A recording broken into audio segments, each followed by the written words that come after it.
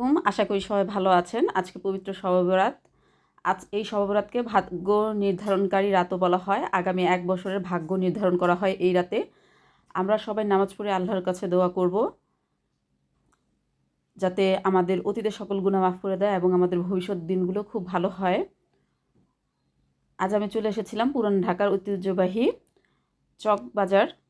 এখানে শবে বরাত উপলক্ষে প্রতি বছর বিশাল আয়োজন করা হয়। এখানে উঠেছিল বিভিন্ন সাইজের, আকৃতির, শেপের রুটি, যেটা শবে বরাতের সাথে মিল মিল বলতে কি, এটা হচ্ছে করা হয় ঐতিহ্য, পুরান ঢাকার ঐতিহ্য। এটা হাদিসে বা কোনো হাদিস কালাম দ্বারা কোথাও স্বীকৃত নেই, কিন্তু একটা ঐতিহ্য ধরে রেখেছে চকবাজার পুরান ঢাকাবাসীরা।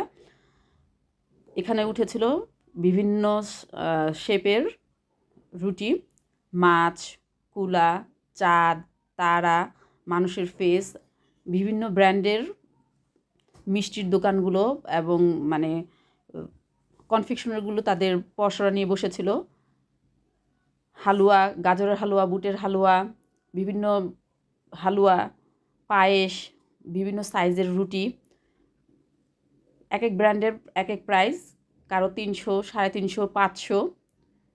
একটা রুটি ছিল ৫০০ টাকা করে কেজি, সেটা নাকি শাহি রুটি।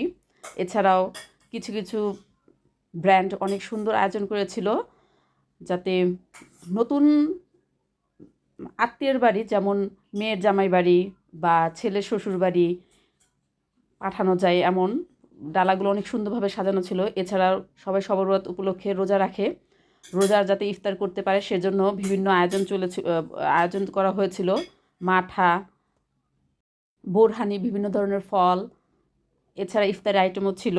চকের ঐতিহ্যবাহী বিভিন্ন ইফতার আইটেম তো সবসময় রোজা রমজান মাসে হয়, কিন্তু এটা হচ্ছে শবে বরাত উপলক্ষে কয়েকজন নিয়ে বসেছিল। রমজানের মতো অতটা ঐতিহ্যবাহী আনেনি, তারপরও যা এনেছিল খুব ভালো। দেখেন কত সুন্দর এবং মুখরোচক খাবারগুলো। মানে চকবাজারটা যে একটা উৎসব ভাব চলে আসছে শবে বরাত পালন উপলক্ষে। এত মানুষ আসছে কেনার জন্য। আমি আবার বলি, শবে বরাতের সাথে রুটি বানানো, হালুয়া বানানো একটা মানে কোনো হাদিস কোরআন বা কোনো যুক্তিক নয়। তারপরও অনেক দিন আগ থেকে এটা চলে আসছে, মানুষ করে। কেউ সারা রাত ইবাদত করবে, সে তখন জেগে থেকে ইবাদত করার জন্য, খাওয়ার জন্য এটা করে থাকে। আমার কাছে অনেক ভালো লেগেছে।